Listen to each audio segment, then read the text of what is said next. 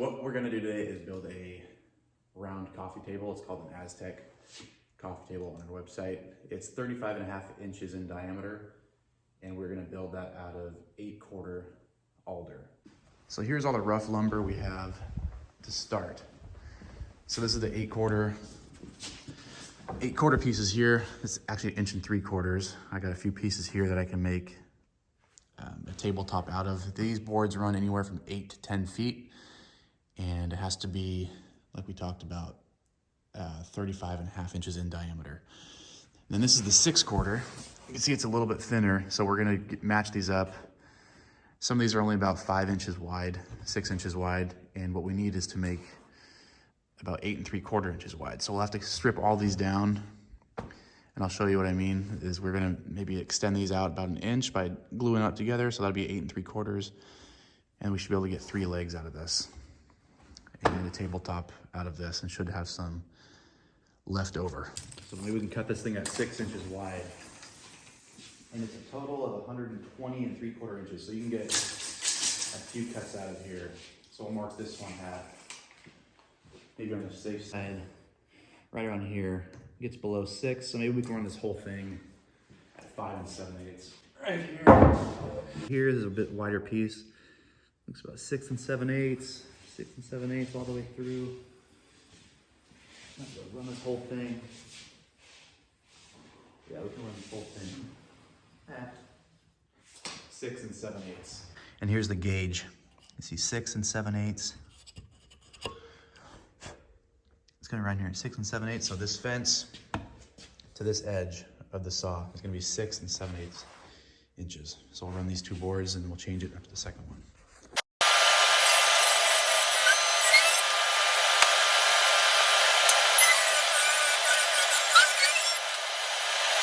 So our first 2 cuts are gonna be 36 inches. You want a little bit of slack.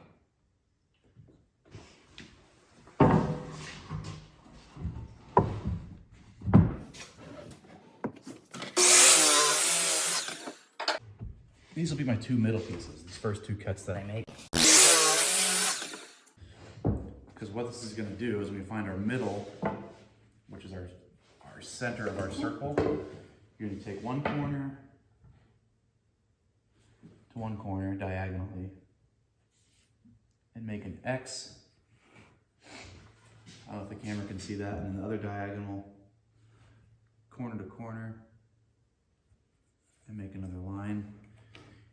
I made it dark so maybe you can see it, but your X is gonna be right here. It's important, I'll show you in a second, but if it's right in the center here, then you gotta drill a hole right between these 2 boards, which isn't always that great, but I always like to have a little off center. So if you get any 2 boards that are 2 different widths, it's gonna be off this center line, the joint line when you find your center line. In this case, it's right here.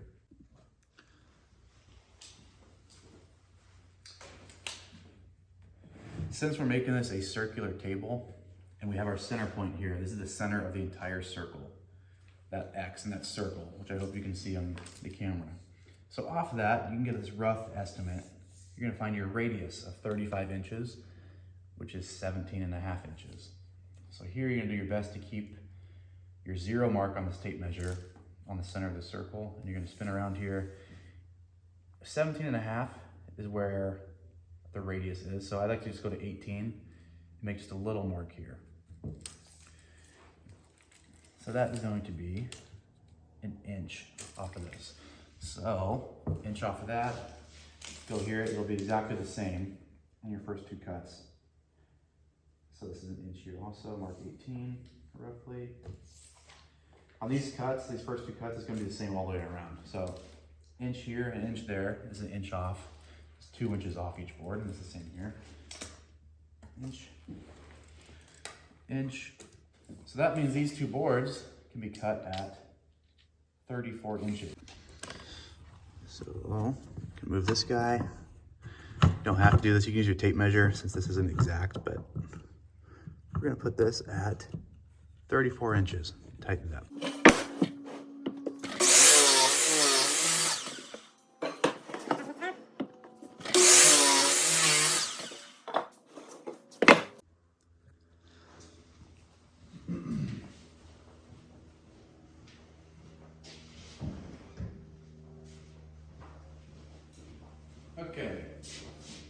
All right, we have our next two pieces.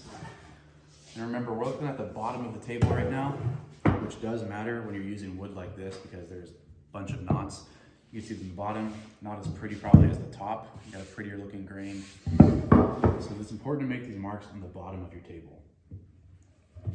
You can see this is way prettier on this side as well. Less knots, same knots, but it's a lot more discreet on this side. So you're always looking at the bottom of your table at the top. Next two cuts, you can tell this is a nice top piece, it's prettier. The bottom, I mean, it's all preference, but personally I like this. I like this to be on the top shown. So I'll put the top down. Find your little hash marks here. Not sure if you can see them, but this is your 34-inch board mark. Next one, also a top piece, it's prettier. Bottom piece, we're looking at the bottom of the table. At the bottom of your tabletop, and we'll go to 18 inches. That way we have a bit of an overlap. And we'll just mark it here. Just to check anyway. Center of the circle, 18 roughly, should be about 4.5, same as the other, which it is. Measure from there to there, and now these next pieces will be our final piece. We can cut these at 26 inches. 26 and 26. Measure twice. Checks.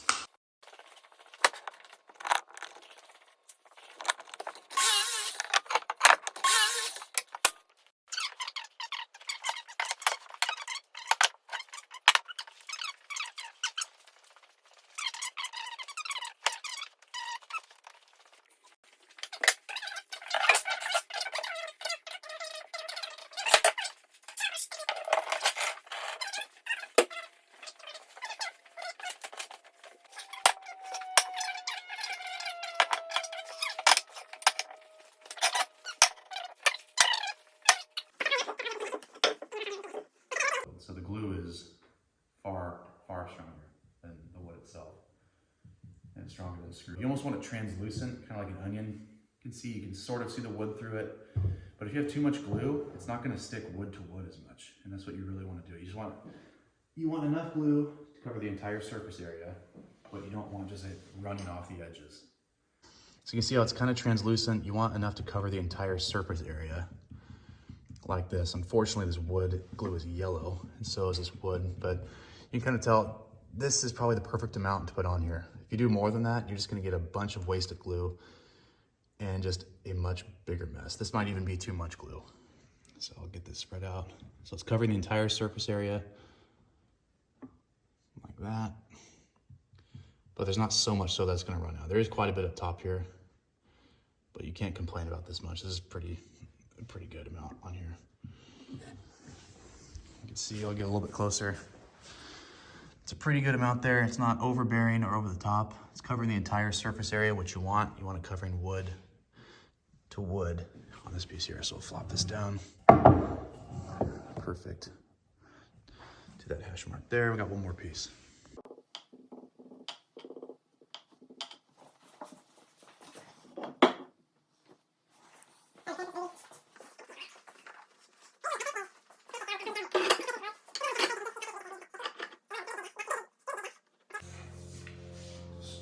Stretch.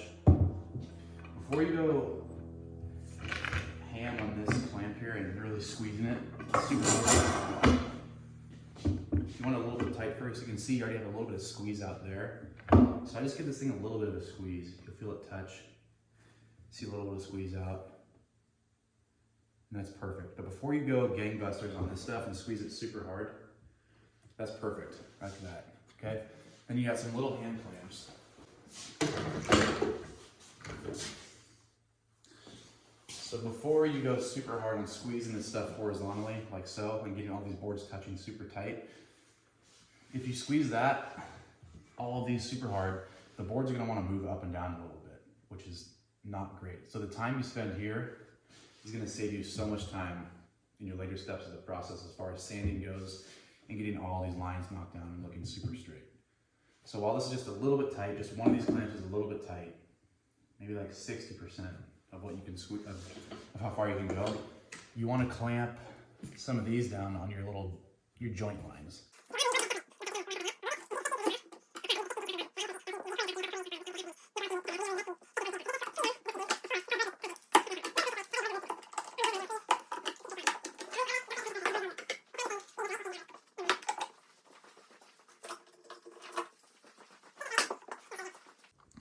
So just a reminder, this is the bottom of your tabletop. You can see even, I'll zoom in on it here. This might not look like much. Can you even see it? But these boards will start to move up and down like this, and that's not good. You can kind of see this gap here. If you start to clamp this horizontally, this can shift upwards like that, like we're talking about, and that's not great, because then you have to sand this whole thing down. Not great. So keep this flat. You can see all these clamps are keeping these boards nice and flat, as close as they can. So we'll clamp this one as well. There. Put a clamp there. And now it can't go anywhere. It can't move vertically. You want to, if you're making a nice thick tabletop like this, you don't want it to move that much.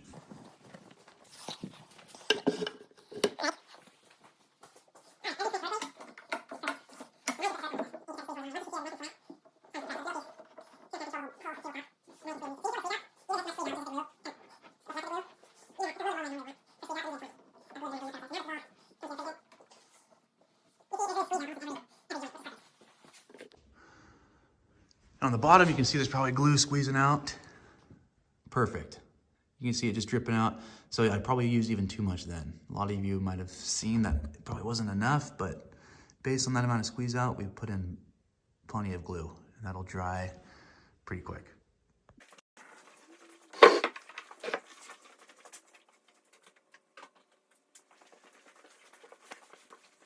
I mentioned the legs are gonna be cubes to start at 8 3/4 inches, but most of these boards are only about 6 inches wide. So what that means is we have to laminate boards side by side, just like we did with the tabletop, to make them 8 3/4 inches. I'll show you what that means. Looks like this thing's at about 5.5 at its thinnest. Yeah, we can take this thing at 5.5. So this one is we're cutting down to 5.5, which means we need an additional 3 1/4 inches. So we're gonna take 3 1/4 from this one, right here, 3 1/4. And the legs are actually gonna be 12.5 inches tall. And if this is 120 inches, that means we can get 9 cuts out of each one.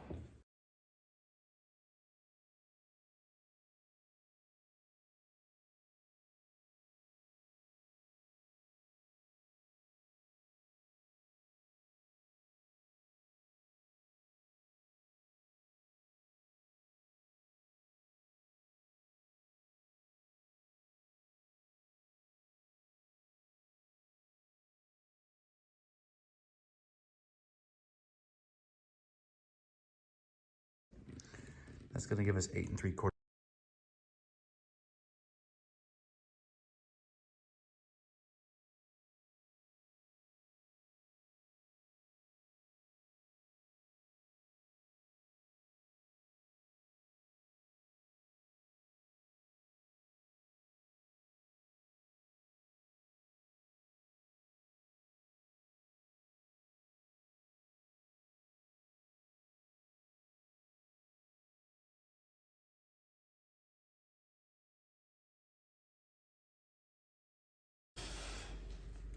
Okay, this probably makes a lot more sense now than how I described it. So 7 pieces, each of these are 1 1/4 inches thick.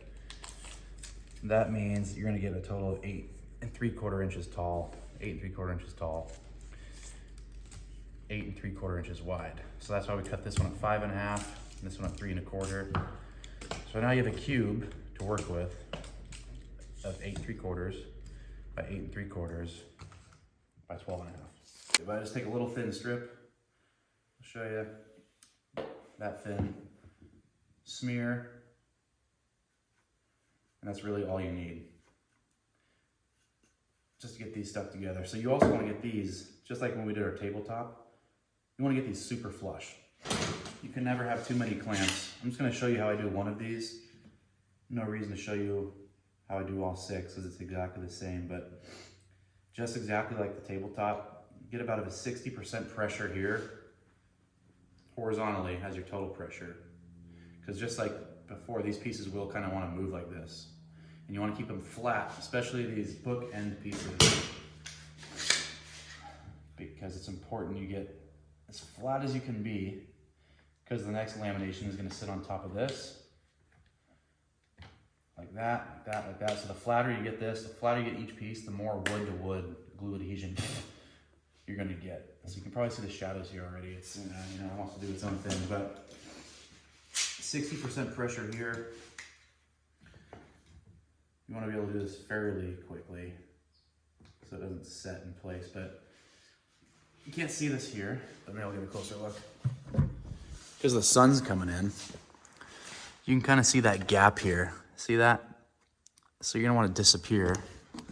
There you go, that's kind of an okay angle. See that lip here? You do not want that. So that's why you get a minimal pressure here.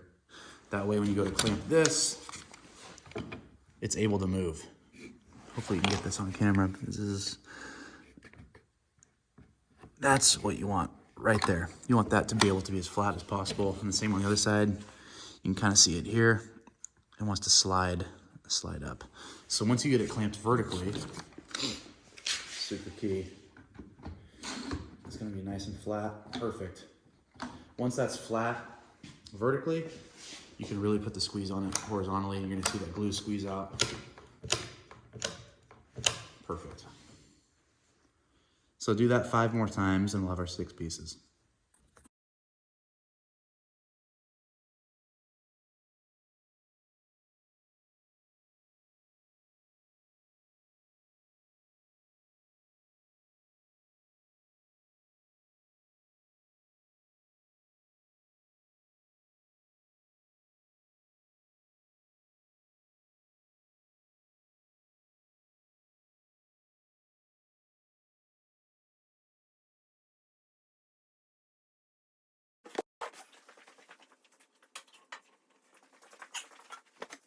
So it's probably been an hour and 15 minutes since I glued this thing up. And you can see, holding on to one board and flopping, how strong that glue actually is.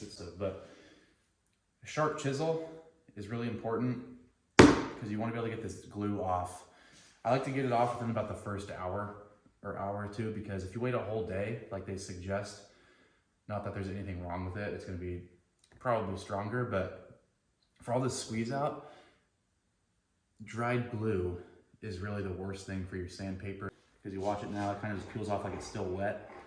But if you get to it the next day, it's so dry and it's so hard that when you go to chip it away like this, it's gonna pull sometimes some wood up with that dried glue, and it can leave some scars on your table when it comes to sand, which isn't that great. So I just like to get all this off here.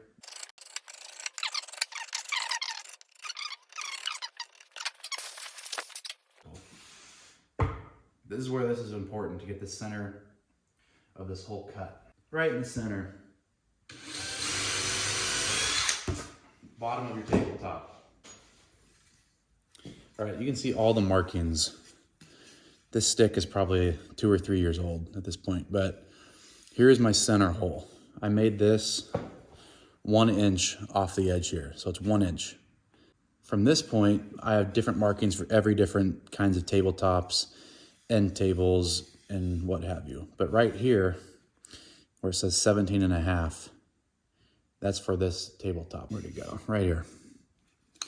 And that's gonna be our radius. So you're gonna drill a hole in the pilot hole. So there's a screw. It's gonna go straight down into the center of your table. Straight down. Great. This is gonna should spin all the way around. So get a really sharp pencil, which we have here.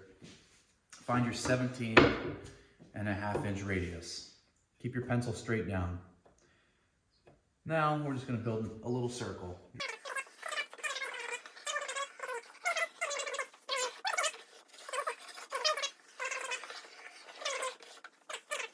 And here's our perfect circle. See, there's not much waste here. That's why we cut it at 36 inches, these pieces. That way you have a little bit of wiggle room if you need it. It's easier to have a little bit of overlap when you go to cut this thing, because that way you can start your cut and work your way in. So there's your perfect circle-ish. And now we'll cut it on the bandsaw.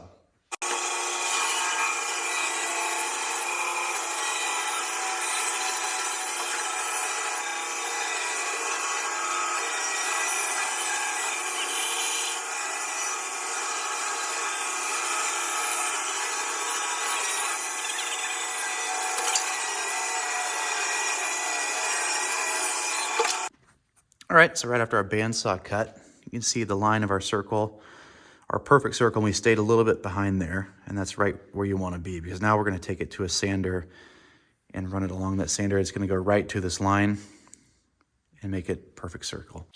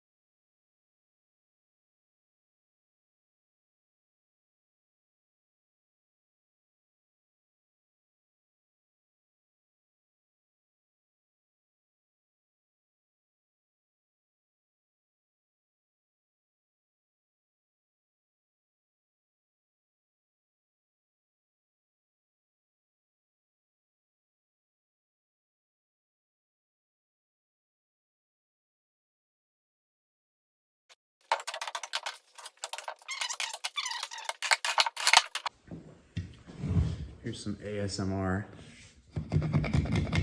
for you ASMR lovers.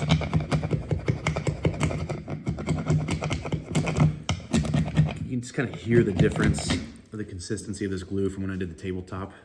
When I did the tabletop, it was still like a liquid, but now it's like a crystal. And you want to get as much of this off here as you can, because we're going to take it to the edge sander just to get it nice and flat.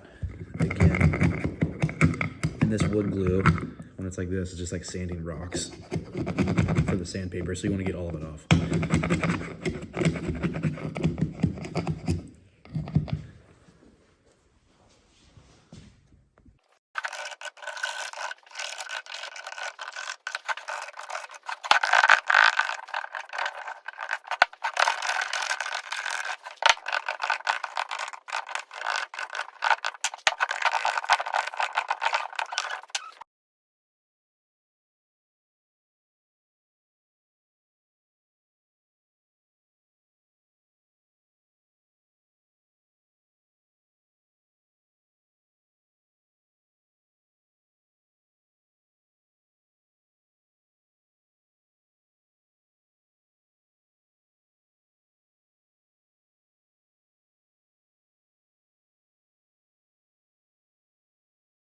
You know, you're looking at these ugly little cubes. You got imperfections everywhere. You got table saw marks. You got glue still attached and some melamine still attached. Part of board's missing. But now we're gonna sand the top of these and the bottoms of these on this edge sander again, hold them flush to there, and get these things really flat because it's important for the next part. All right. Snowing. No, it's not snowing.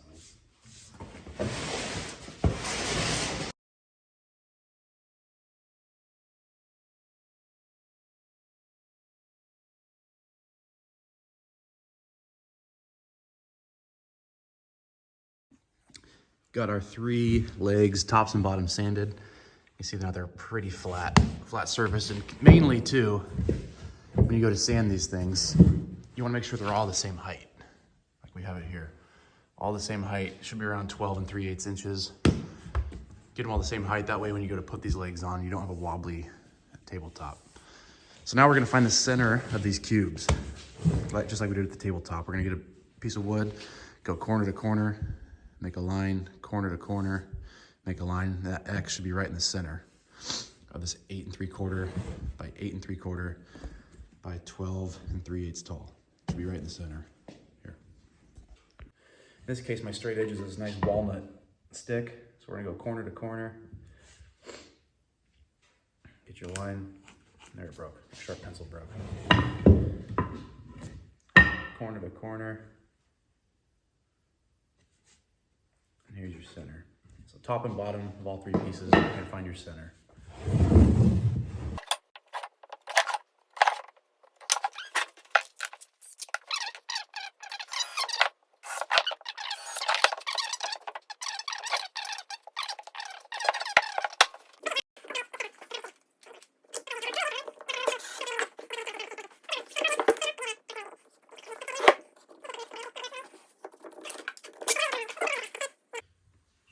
Bring it up a little bit.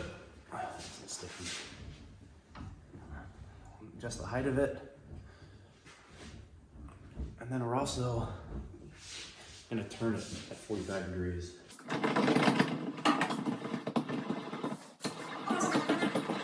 Still sticky. There's 44.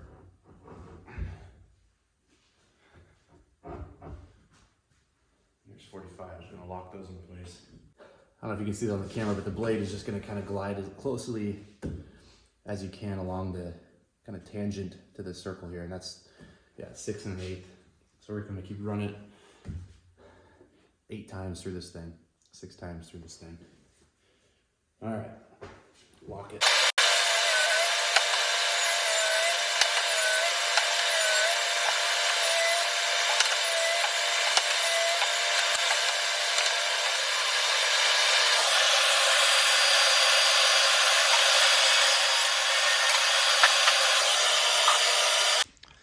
All right, here's the lathe. The reason we found the center of the leg diameter, or the reason we found the center of the leg for a circle is you get a center on these chucks. And they're gonna screw on, the leg will screw onto either side of these before you spin it. So what I like to do first is find the diameter. I mean, I know what the diameter is. We find the diameter of these chucks. This one is 6 inches. And I believe this one is 4 1/4. This one is 4 1/2. So we're gonna draw the radius, or we're gonna trace that diameter along those 3 legs so we know exactly where to place these legs on the lathe.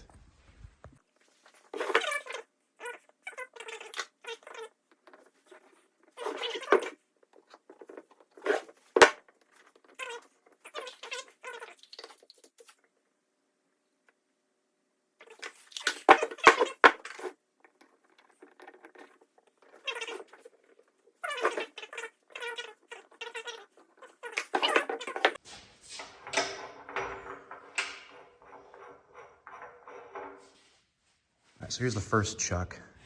It's 4 1/2 inch steel guide here. So I'm gonna place this thing right in the center of that and screw it in through these holes and lock it on.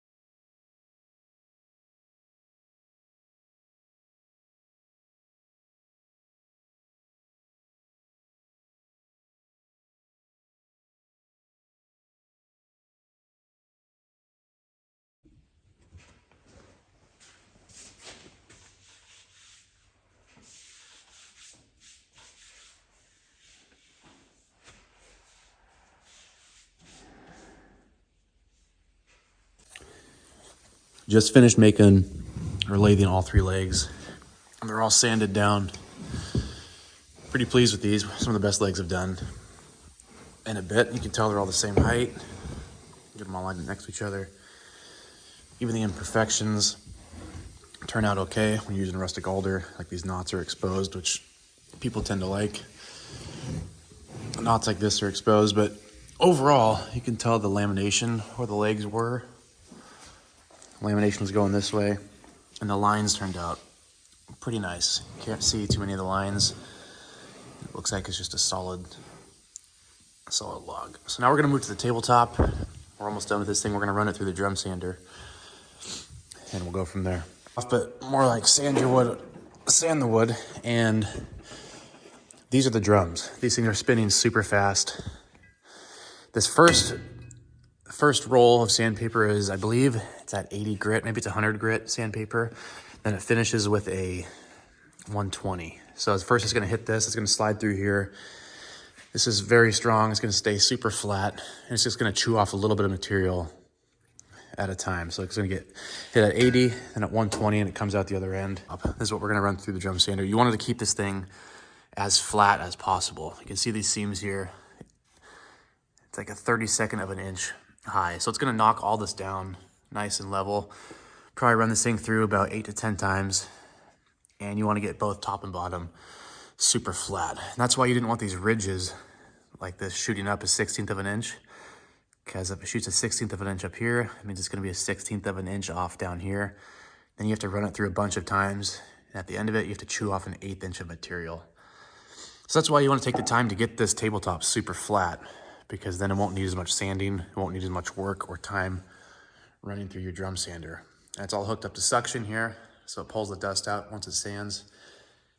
And once that's sanded through the drum sander at 120, we're just going to hand sand it a little bit. It takes about a half an hour. And at that point, we can kind of fill it in with some wood filler. We're looking at the bottom here, so I'll run the camera a little bit so you can see how the process of the drum sander.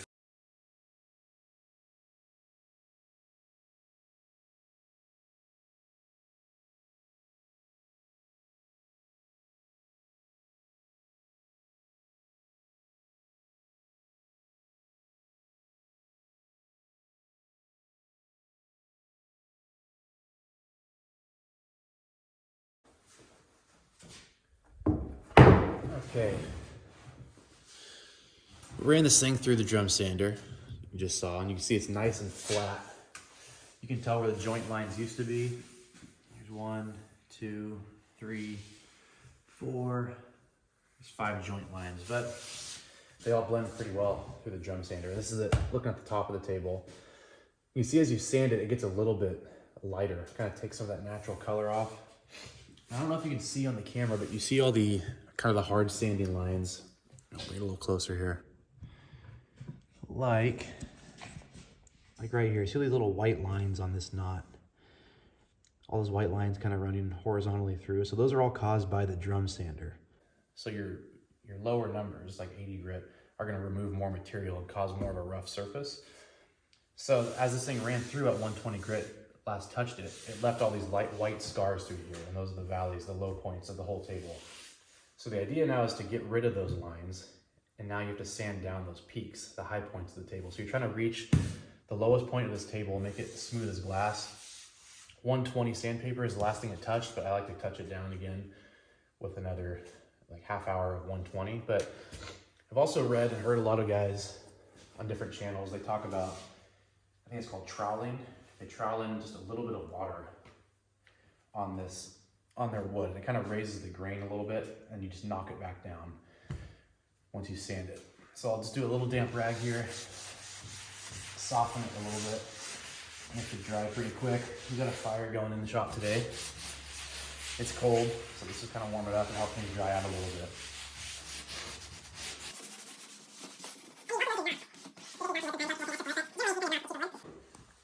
Wood filler.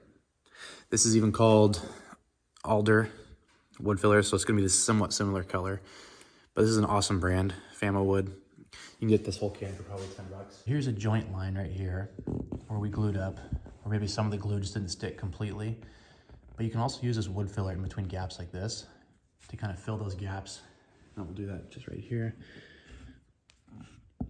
to kind of blend these joints better. As the stuff dries, it'll somewhat dry to the same color of this wood, maybe a little bit lighter.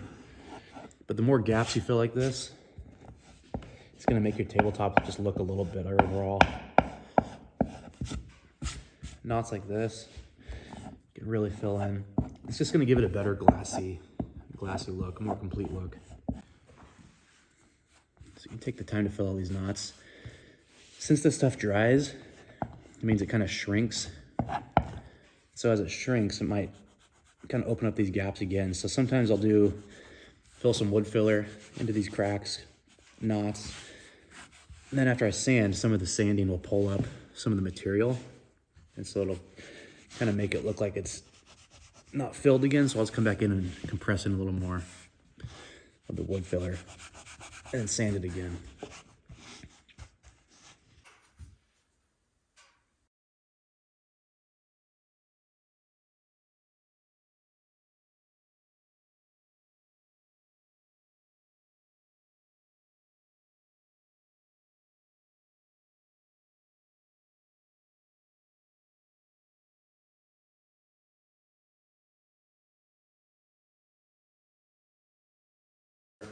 Because I forgot to add a spot where the legs are gonna screw in. So I'm gonna take the same measuring stick that I have, screw it back in to the center on the bottom. Make sure not to go all the way through the top. And I have this marked out here somewhere. This is called our Aztec coffee table. So this is the radius distance where I put all the legs at. So let's draw another circle here. Is pencil sharp enough? There we go. Draw it pretty faint because I don't like the pencil to be left over, even though you will sand off. So maybe you can see that. So a circle, go back to geometry, is 360 degrees around. I have this little protractor that I've had, I think, since 9th grade in high school. So first thing you're gonna do is mark out, get a straight line, find your 180 degree, find your 0. And then from this same spot, leave it there. 360 divided by 3 legs is 120. So here's your 60 and your 120 on the same line. And you're gonna flip it around, keep it on that 0 and 180 line.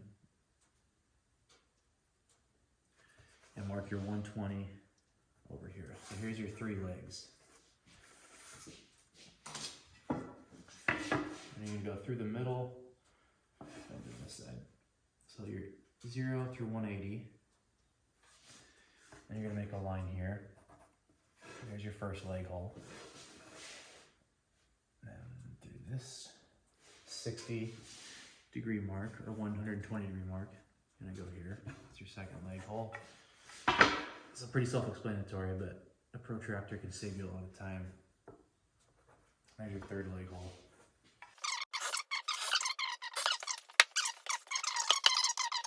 Mount these legs. You can get these little screws and they're called dowel screws. They're double threaded, got 2 points. So they'll screw down into the leg here, but then they'll also screw back up into the tabletop. It'll be tight.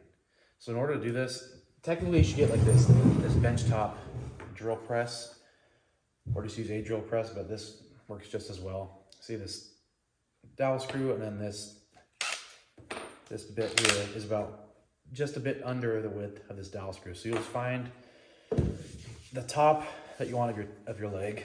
I mess this up all the time, not that it really matters, but generally you like to show something off. The feet are gonna be more exposed under the tabletop, but kind of like this is the bottom. So this will be the top. So you'll just grab your drill, get it straight up and down.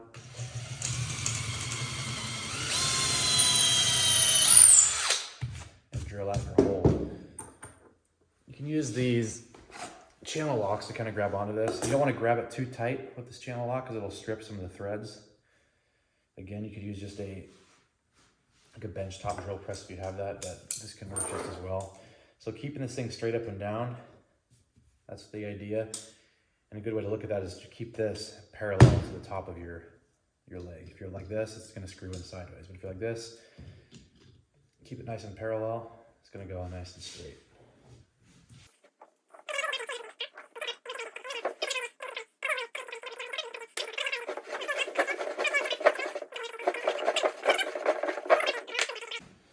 The time has come to put this thing together. This is just a sample of how to put this together. It's not really fully done yet, but I just wanted to show you how this thing goes together. So where our 3 screw holes are, ignoring the center hole, is where your 3 legs will screw in. So normally you can get some wood glue and just do like a ring or 2 right here, wood glue, and then as you go, put the leg in, get some nice adhesion to the tabletop. But for demonstration purposes, we'll just put this together now and show you the final result. You can stain this thing once you've sanded it. You can really stain it any color. This natural color is pretty popular right now. I also do this in black. We do different whitewash stains, or we just do this natural with like a polyurethane satin finish or a polyurethane matte finish. And this is our most popular item. But you can see how easy it is to screw in. Nice and flat. Next piece. Generally, I do all the finish of these tables. I'll finish them before I assemble them, but we also ship them. So the legs would come in one box, the tabletop would come in another, and they come pre-finished. So when you get them, all you have to do is screw the legs in. But for the purpose of this, I just want to show you that when we built this table, we started on Saturday at about 2 p.m. on Saturday, and I worked till about 5 p.m. on Saturday. And today is Monday, and it's about almost 2 o'clock. And so 3 hours on Saturday and 5 hours today, about 5 hours today.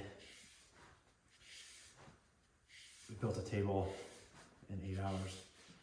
Generally, I'd probably do it a lot quicker too, but I took the time to make a video, and so that added quite a bit of time. But normally I can do a tabletop and legs like this in about 6 hours. And then to add the finish probably takes another 2 hours, depending on how many coats you want or what finish you decide. Painting can take a little bit longer. That's okay, I love the way the paint looks. It's all black on here. It's pretty popular. We just shipped one to New York on Thursday. Manhattan, and that wasn't cheap to ship, but we can ship them out there. Once this leg's screwed in, I'll flip it over. Do it. Link it. There it is. But this is what it would look like assembled, our Aztec coffee table. It does not have a finish on it yet, but it's 14¼ inches tall with a 35-inch diameter tabletop. We do customize these all the time, whether it be height or width. We can really do them in any size. I like the way the legs turned out. Get some knots exposed on the bottom. I can put the link of our website in the description.